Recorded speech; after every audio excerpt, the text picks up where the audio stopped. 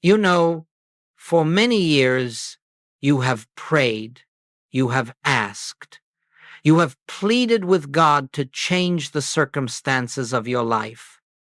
You have gone to God with the sincerity of your heart, believing that if only you could reach Him, if only you could find the right words, the right formula, the right degree of faith, something in the outer world would shift.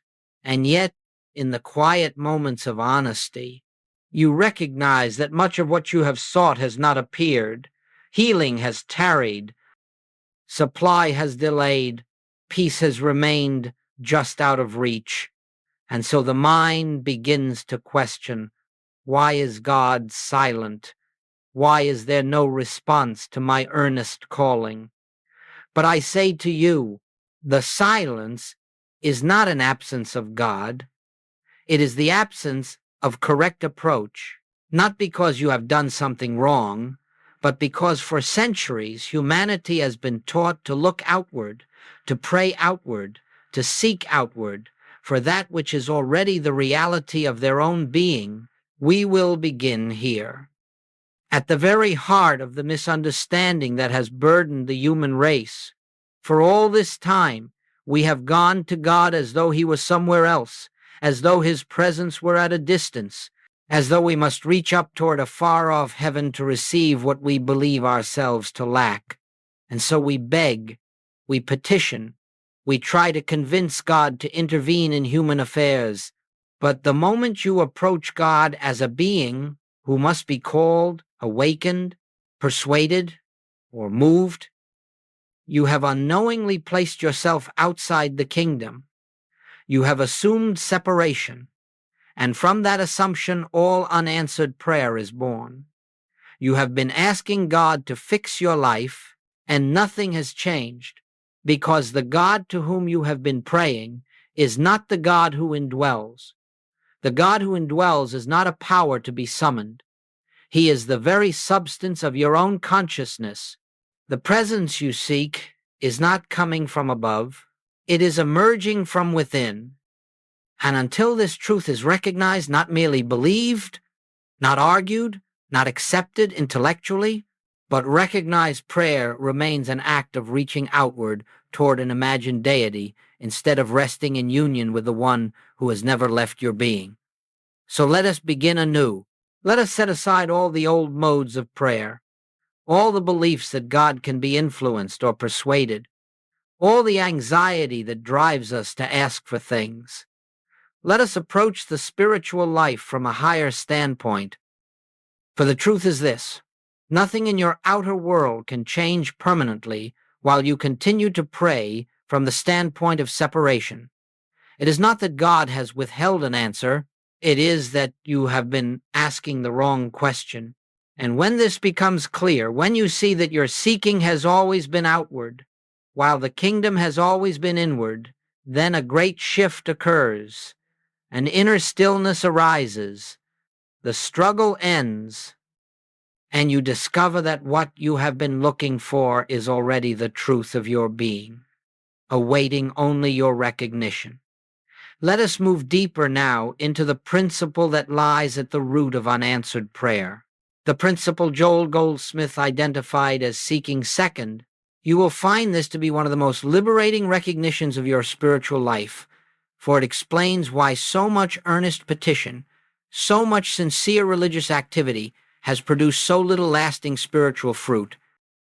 Seeking second means this: you place the material situation first, the condition first, the appearance first, and then, after declaring its power over you, you ask God to help you overcome it.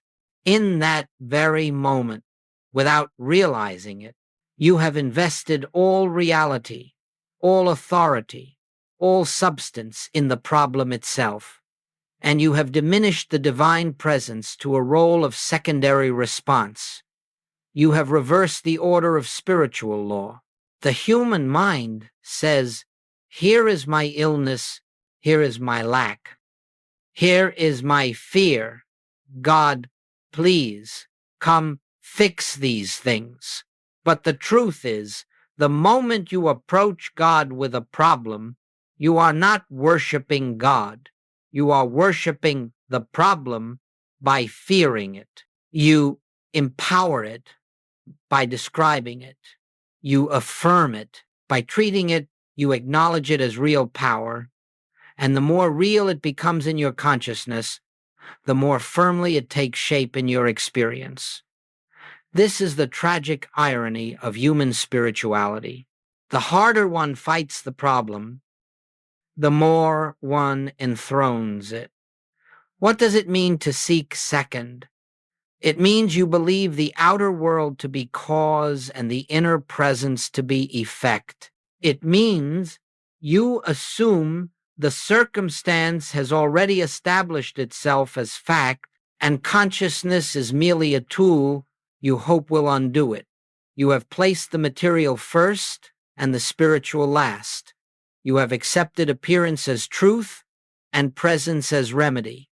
And my friends, as long as you operate in this inversion, you will find yourself running tirelessly in circles, praying to change shadows while ignoring the light from which they arise.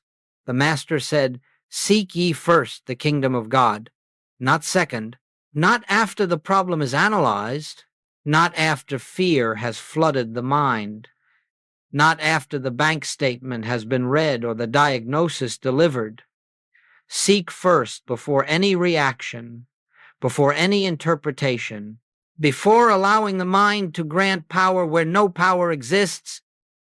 For seeking first is the recognition that God, the infinite, invisible, is the only reality, the only law, the only power. And when this recognition precedes the problem dissolves in the light of truth. So long as you continue to put the world before the Spirit cannot reveal itself as the harmony of your experience, not because God withholds anything, but because consciousness cannot serve two masters. You cannot fear an appearance and at the same moment recognize the presence that nullifies it. You cannot declare that a condition has power and then expect the realization of a God who is all power. You cannot place matter first and spirit second and hope to experience the law of spiritual harmony. Consciousness will always reflect the order you establish. And so I say to you gently, if you have been praying for change while trembling before the problem, you have been seeking second. If your first instinct has been fear, analysis, planning, or pleading, you have been seeking second. If you have allowed the world to define reality before turning to presence, you have been seeking second.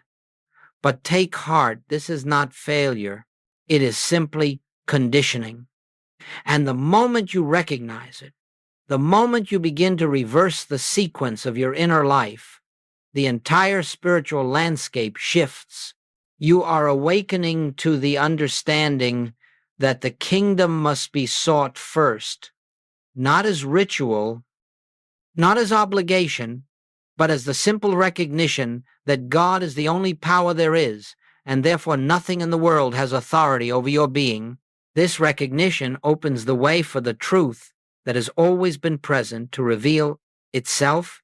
Let us now turn to a truth so simple, so fundamental, that the entire weight of spiritual confusion collapses the moment it is understood. The Master said, "The kingdom of God is within you." For 2,000 years, this statement has been repeated, memorized, sung, engraved in stone, and yet its meaning has rarely been grasped. Humanity has continued to imagine a distant kingdom, a future kingdom, a heavenly kingdom awaiting us beyond the grave or granted as a reward for obedience. But I tell you, the kingdom of God is not a location, not a condition bestowed upon you, not an attainment reserved for the worthy. The kingdom of God is a state of consciousness, and consciousness is always here, always now, always your own. You see? The moment you treat the kingdom as a destination, you postpone it. The moment you treat it as a prize, you disqualify yourself from it. The moment you imagine it as something external, you bind yourself to separation. But when you understand that the kingdom is the awareness of God within you, then you see that nothing can withhold it from you, nothing can delay it, nothing can stand between you and the realization of your own divine heritage. The kingdom is not reached through effort. It is revealed through recognition. It is not something added to your life. It is the truth underlying your life. It is not a reward for good behavior. It is the nature of your being, and the only reason it has felt distant is that you have been taught to look outward when the Master pointed inward. You have been taught to pray to a God above when the Christ revealed a God within. You have been taught to seek divine intervention when the kingdom is the divine presence already functioning as your consciousness. Joel Goldsmith discovered, through years of deep silence and inner listening, that God is not a power outside the human experience. God is not a force waiting to be summoned or persuaded. God is the living presence at the center of your being, the spiritual essence from which your life flows. And the kingdom is the awareness of this presence. To seek the kingdom, then, is not to try to reach God, it is to become aware of the God who has never left you. When you meditate, when you sit in stillness without asking, without pleading, without pursuing outcomes, something remarkable happens. A quiet realization dawns. The presence you are seeking is the witness within you, the consciousness that observes, the stillness beneath thought. And as you recognize this, the sense of separation dissolves. The kingdom is no longer a hope. It becomes an experience. It is no longer a promise. It is a living reality. And what follows this recognition is profound. You no longer look to the outer world for peace, for supply, for healing, for direction. You no longer depend upon the shifting circumstances of human experience. Instead, you rest in the understanding that God is the source, the substance, and the activity of your being, and that the outer world is but the expression of inner realization. This is why all spiritual masters have insisted that consciousness is the foundation of life. For the moment you discover the kingdom within, the outer world begins to align with the truth you have recognized. Let us be clear. The kingdom is not a future event. It is not waiting to appear when conditions are right. It is the eternal presence of God in you, as you, expressing through you, and this truth becomes visible the moment you stop seeking God in the world and begin recognizing God in consciousness. When you cease asking and begin acknowledging, when you cease striving and begin resting, when you cease treating and begin recognizing, the kingdom stands revealed in the only place it has ever been within you, as the very light of your being. Now that we have established that the kingdom is a state of consciousness and not a distant reward, we must understand why the long, weary path of asking God to fix our lives has borne so little fruit. This is not because God has been inattentive, nor because he has withheld anything, nor because you have been unworthy or insufficient in your prayers. No, none of these are the cause. The true reason is far simpler. The moment you ask God to change an external condition, you've already accepted that condition as real power. And when you treat an appearance as reality, you bind yourself to the appearance you hope to escape. Let us look at this plainly. When you say, God, heal this body, you are declaring that there is a power called disease which God must come and overcome.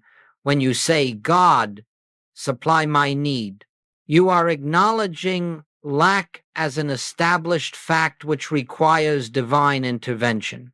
When you say, God, protect me from danger, You are affirming danger as a force that can threaten you, and as long as you live from this standpoint, granting power to appearances, your prayer cannot be answered because your consciousness has already enthroned the problem. Joel Goldsmith said often, "The moment you fear an appearance, you have given it the only power it has, and likewise, the moment you ask God to remove an appearance, you have consented to its reality." Prayer, in the human sense, becomes a battle between two powers, the power of the condition and the hoped-for power of God. But God does not function as a power to overcome. God is not in the business of destroying disease, erasing lack, or correcting the world's conditions. God is the spiritual essence that reveals there is no power in the appearance to begin with. So long as you believe that God must act upon conditions, you remain in the dualistic world, the world of two powers, good and evil, truth and error, God and problem. But spiritual life begins only when you rise above this duality and see that there is only one power, one presence, one life, one substance, one reality, and that reality is God. When this is recognized, appearances lose their seeming authority, and harmony begins to unfold without struggle. Understand this. Asking God to fix an issue makes God a servant of the problem. It implies that the appearance speaks first, and God responds second, but spiritual law does not function this way. The infinite invisible does not react. God does not come and go. God does not mend what is broken in appearance. God reveals what has always been true behind the appearance. This is why so many have prayed fervently and found no lasting change. They prayed from fear. They prayed from belief in two powers. They prayed to alter shadows rather than to recognize the light. They prayed to change the picture on the screen rather than awakening to the fact that the screen itself is untouched, unaltered, perfect. When you understand that prayer is not an attempt to persuade God to act, but a willingness to recognize the presence already functioning, everything changes. When you cease asking and begin acknowledging, when you cease pleading and begin resting, when you cease describing the problem and begin realizing the truth, then prayer becomes effective not because God suddenly responds, but because you have withdrawn your faith from the appearance and returned it to the infinite presence. Do not be discouraged if this feels unfamiliar. You are undoing centuries of habit, but as you begin to see that God does not operate in the realm of changing conditions, you will discover a new form of prayer, one that does not beg, does not strive, does not fear, and does not attempt to make something happen. A prayer that recognizes God as the only reality, and in that recognition, the false appearance dissolves like mist in the presence of the sun. Now we come to a sacred point in our journey, a turning point so profound that once you cross it, your entire spiritual life changes direction. This is the moment when prayer ceases to be a request and becomes a recognition, when you stop asking God to act and begin acknowledging God as the only presence that already is, when you no longer look outward to a power that intervenes, but inward to a presence that expresses. This is the transition from human seeking to spiritual awareness. It is the point at which your prayers begin to bear fruit, not because God has suddenly begun to respond, but because you have aligned yourself with truth. Let us examine what it means to recognize rather than request. When you request, you believe something is missing. When you recognize, nothing can be missing from the fullness of divine presence. When you request, you believe God must give you something. When you recognize, you understand God is the something itself, the substance of every form, the life of every expression. When you request, You affirm lack. When you recognize, you acknowledge completeness. This is why Goldsmith said that one moment of realized truth is more powerful than years of petitionary prayer. Recognition is not an act of will. It is not a mental effort to convince yourself of spiritual ideas. It is simply the quiet turning of awareness toward what is already true. It is the inward statement, gentle, unforced, God is here. It is the breath of realization that says, the presence that I am seeking is the very presence of my own being. It is the remembrance that God is not a visitor, but the ground of consciousness itself. Recognition is the mystical opening through which truth shines of its own accord. Joel Goldsmith described recognition as beholding the truth, not declaring it, not affirming it repeatedly in an attempt to imprint it upon the mind, but beholding it, letting it reveal itself as if a veil quietly lifts. For the truth does not need your effort to make it true. It needs only your willingness to perceive it. And what is it that we recognize? We recognize that God is the only power. We recognize that spirit is the only substance. We recognize that life is infinite and whole. We recognize that the same presence that animated the prophets, the teachers, the mystics, is the presence that animates you. We recognize that the kingdom is not something we hope to achieve, but something we awaken to. This recognition removes the need for God to fix anything, for God is not a repairman of appearances. God is the truth behind appearances.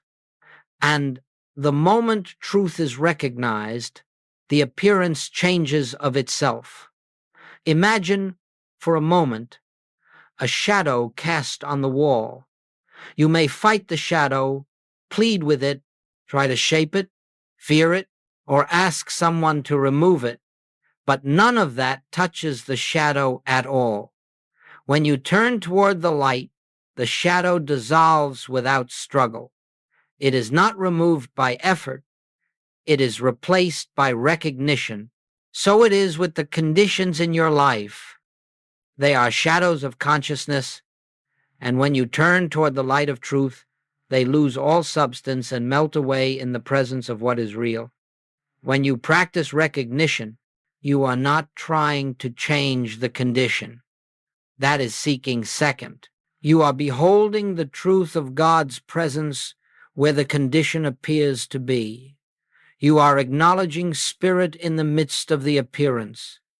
And that simple act, quiet, still, sincere, opens the way for the infinite invisible to reveal itself.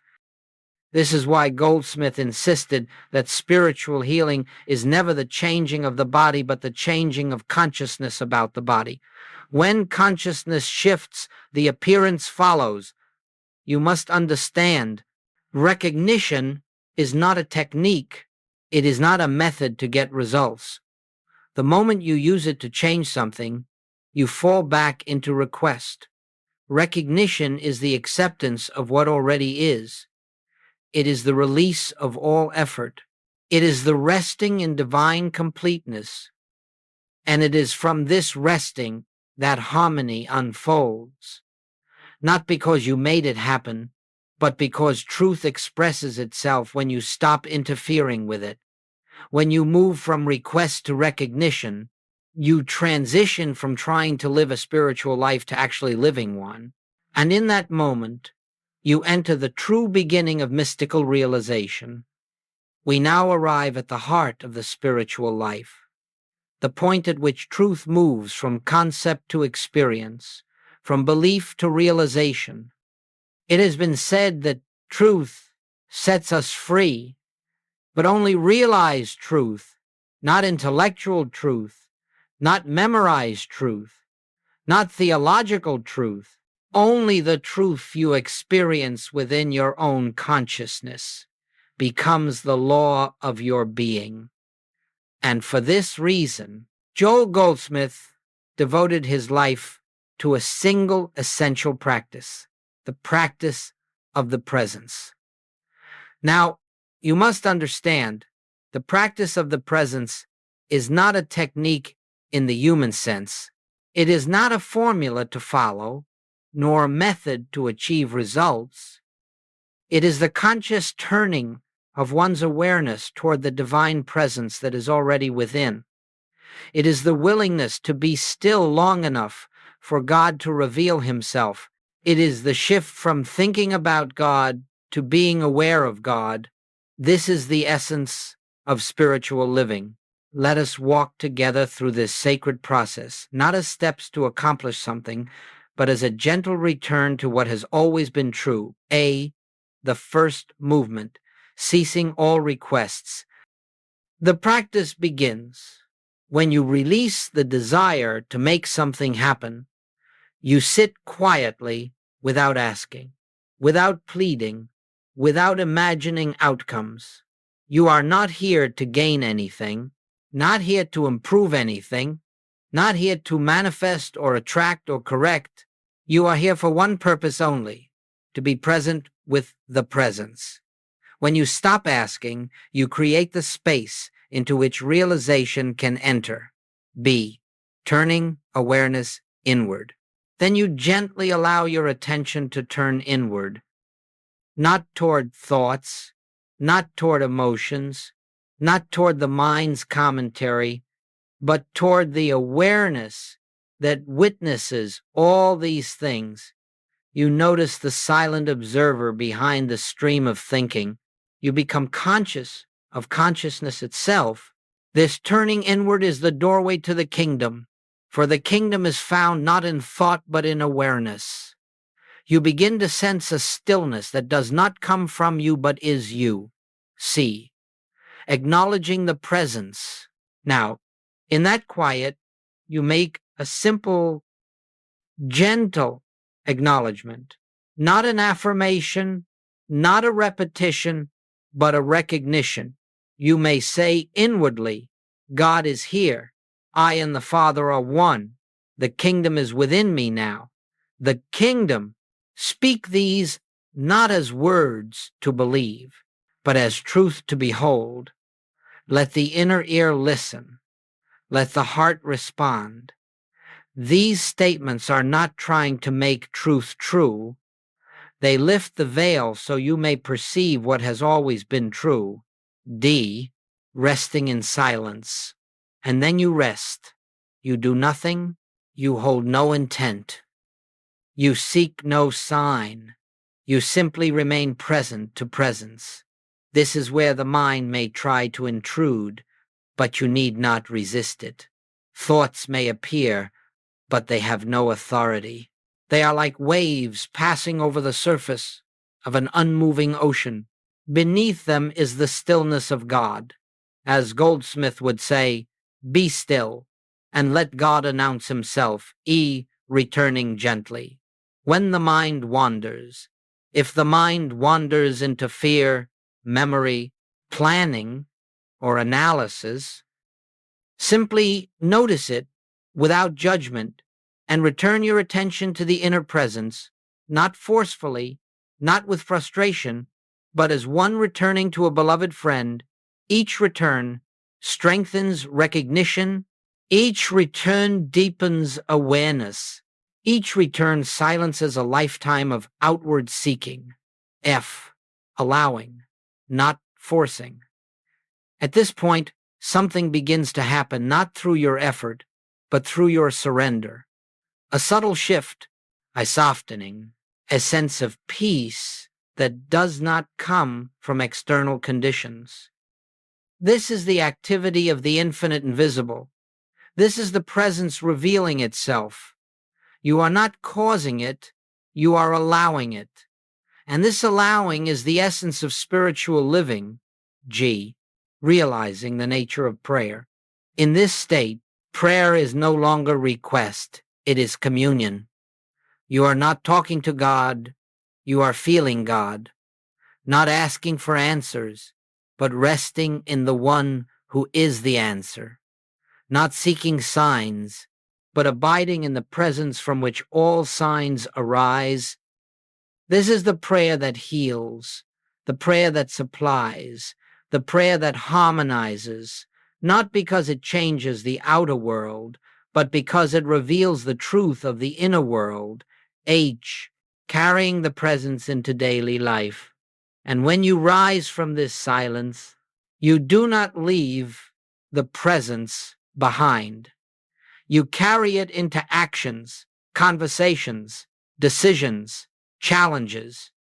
You pause before reacting. You listen inwardly before speaking. You acknowledge God before engaging with the world.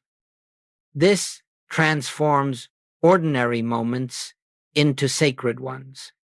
It is not the length of the practice that matters, but its sincerity. For even a minute of realized presence can change the atmosphere of an entire day. This, my friends, is the practice of the presence, not a technique, but a way of being, not a ritual, but a life lived from the awareness of the kingdom within. And the more you rest in this inner realization, the more you discover that God is not something you find, God is what you awaken to. Let us now explore a truth that stands at the center of all spiritual demonstration, a truth so simple that the human mind almost always overlooks it. The outer world, your health, your finances, your relationships, your circumstances is not the cause of your experience. It is the effect of your state of consciousness. You are not living in a world that acts upon you. You are living in a world that reflects you. And because of this, the moment consciousness changes, the outer conditions must, by law, conform to the new recognition. This is why Goldsmith declared again and again, consciousness is cause, appearance is effect, and until this truth is understood, one will continue to wrestle with shadows, treating conditions as though they possess power. But when you realize that every condition is but the projection of a belief, a fear, or a recognition of truth, you step into the realm of spiritual authority, not authority over people or things, but authority over the illusion that anything external can govern your life. Consider this. The moment you recognize the presence within, fear loses its foundation. The moment fear dissolves, the body relaxes, the mind clears, and the circumstances that once seemed threatening begin to shift. You did not force the change, you revealed the truth, or take supply. When you recognize God as the infinite substance of your being, the belief in lack disappears. And when that belief dissolves, opportunities, ideas, resources, and channels of good begin to appear, not because you summoned them, but because the obstruction was removed.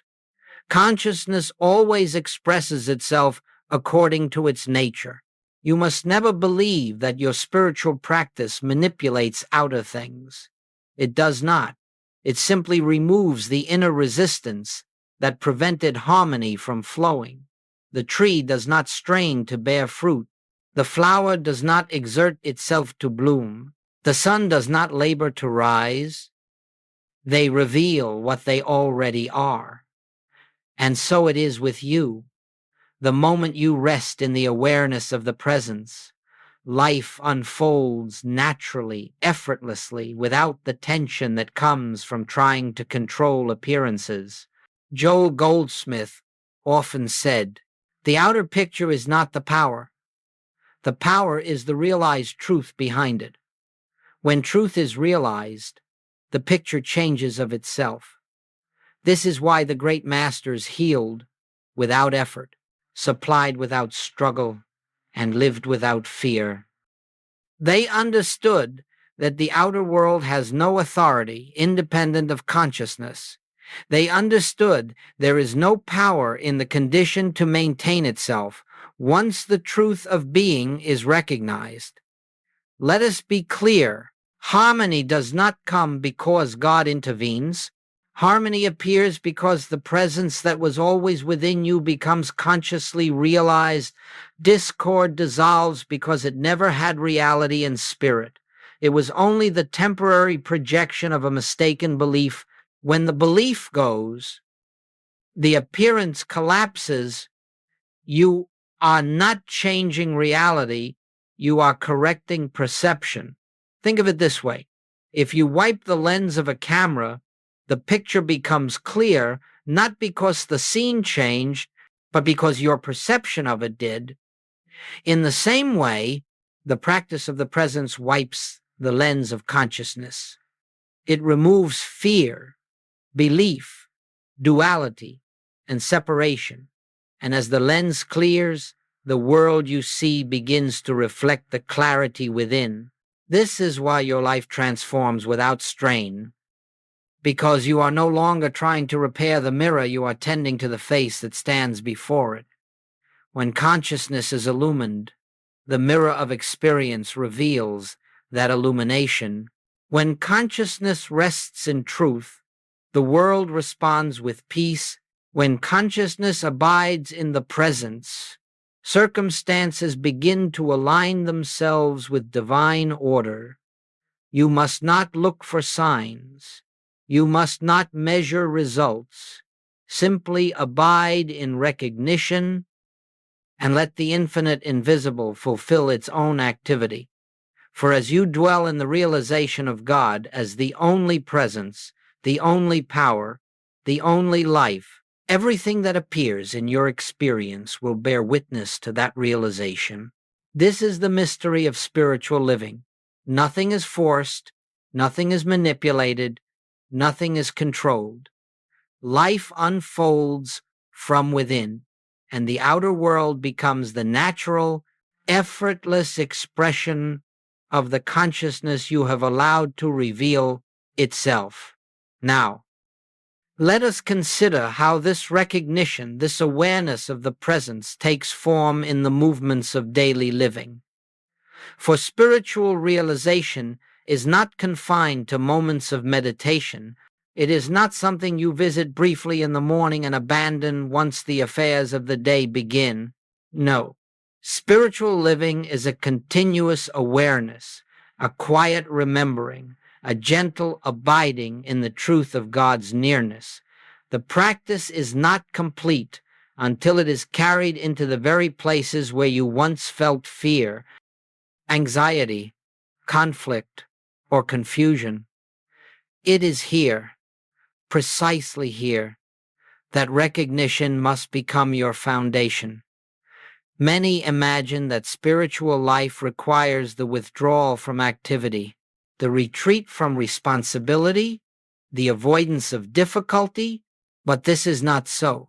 The true test of realization is not what you experience in stillness, but the consciousness you carry into the ordinary moments, when you wake, when you work, when you speak, when you respond to challenges. And so, let us see how recognition functions in the living of life. Before you check your phone in the morning, you pause. You remember, the kingdom is within me now. Before you respond to an email, you pause. You remember, God is the intelligence of this moment. Before you speak in a difficult conversation, you pause. You remember, the presence within me is the same presence within the one before me. These brief pauses, these quiet acknowledgments, are not interruptions in your day. They are the very substance of spiritual living. Joel Goldsmith called this practicing the presence, not as a technique, but as a way of being.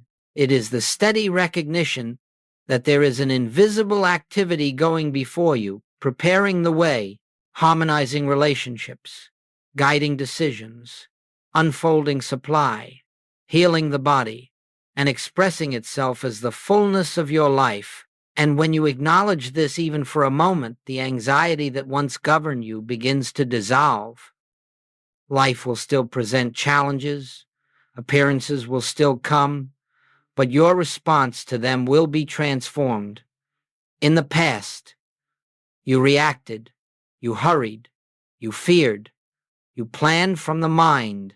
Now, you pause, you listen, you turn within, and from that inner stillness, an inspiration arises, not from personal effort, but from the infinite, invisible. This is the beginning of a life lived not from the human sense of self, but from the Christ within. What does this look like in practical terms? Suppose a bill arrives unexpectedly. The old reaction would have been fear, calculation, worry. But now you pause, you close your eyes briefly, you turn within and acknowledge God is the substance of all form. Supply is spiritual, not material. And in that moment, you withdraw the power you once gave to the appearance. You return to the truth, and from that truth, the outer circumstance begins to align. Or imagine a relationship filled with conflict in the past. You might have argued, resisted, defended. Now you pause, you turn within, and remember, there is only one presence here.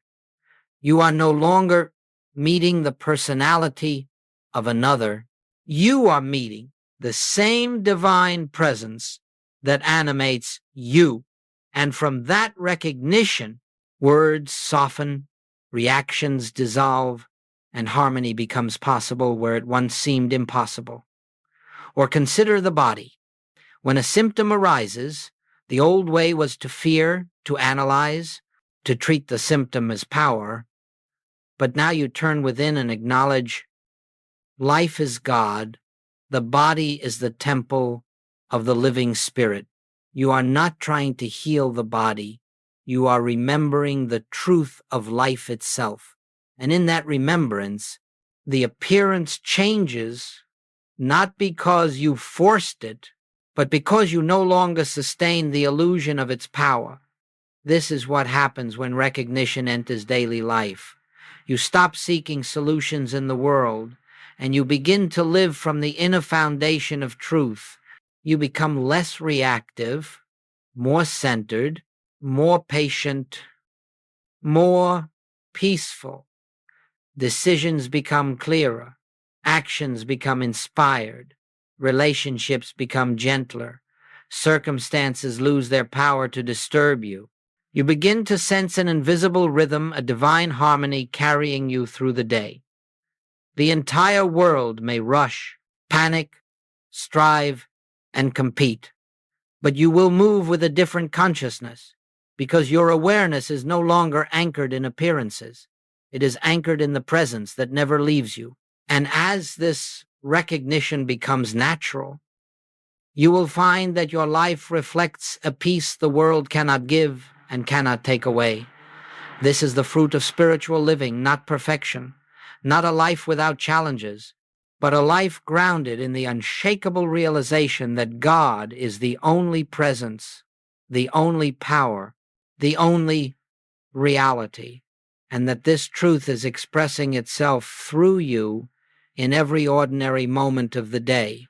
We have traveled together through a great unfolding, a shift from outward seeking to inward recognition, from petition to presence, from fear of appearances to the realization of God as the only reality.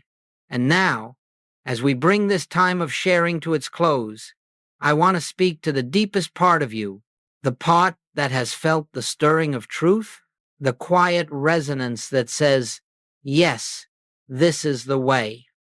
For this entire teaching has not been about adding something new to you. It has been about revealing what has always been true of you. You have not gained a truth, you have remembered one. You have not discovered a new God, you have recognized the God who has lived within your own consciousness from the beginning. And you have not been invited into a spiritual path of effort or striving. You have been invited into a way of being that is natural to your soul. You have spent years asking God to fix your life, and now you begin to see why nothing changed in any lasting way. Because God does not fix appearances. God reveals reality. God does not alter the picture on the screen. God awakens you to the light that dissolves the illusion of the picture.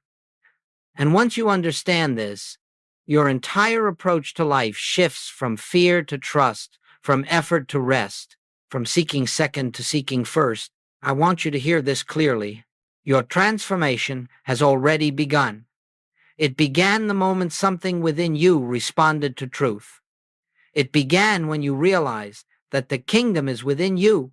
It began when you sensed even faintly the presence that does not come and go. It began when you felt the peace that arises not from improved circumstances, but from the recognition of God as the substance of your being. You do not need to perfect this practice. You do not need long hours of meditation. You do not need to force stillness. You need only a sincere willingness to remember, to pause, to turn within, to acknowledge God before the mind rushes to meet appearances. One moment of genuine recognition outweighs many hours of mental striving. One breath of realized presence can do more than a lifetime of petitionary prayer. And so, as you leave this teaching and return to the flow of your day, know this: you are not going back to the old way of living. You cannot.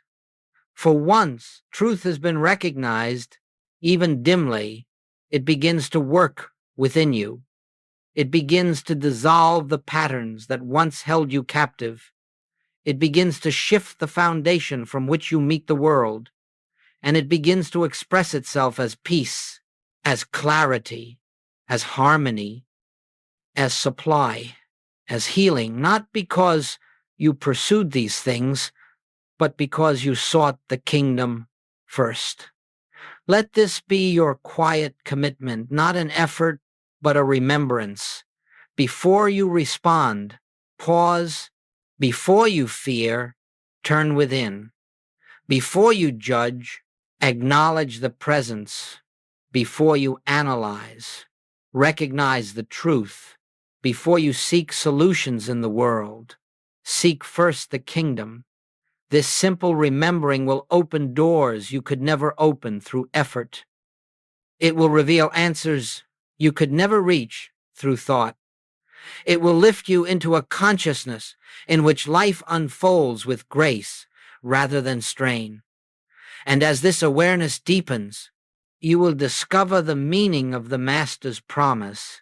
All these things shall be added unto you, but they are added not because you ask for them, they are added because you have discovered the source from which they flow.